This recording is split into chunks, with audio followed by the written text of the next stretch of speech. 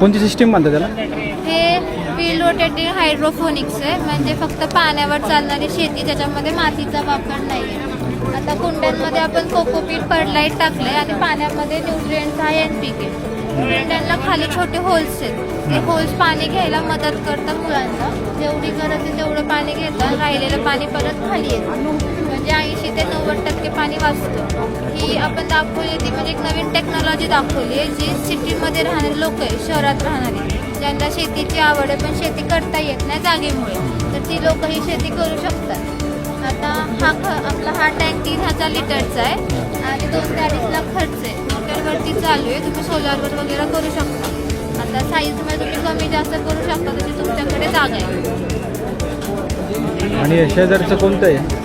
हे पण deep water culture आहे, त्याच्यामध्ये खाली न्यूट्रिएंटचं पाणी आहे आणि त्याच्यामध्ये आपण कुंड्या वगैरे लावून हे मुळे बघा तुम्ही. तर पाण्यावरच आहे. हो, ह्याच्यामध्ये पण आपण कोकोपीट वगैरे आहे आणि क्ले बॉल्स आहेत, जे मॉइश्चर वगैरे मेंटेन करतं प्लांट्समध्ये.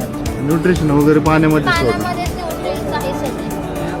आता इथे आपण लेट्यूस लावली आहे सगळी, जे आपण सॅलडमध्ये परत बर्गरमध्ये वगैरे वापरतो. Thank you madam. हॅलो.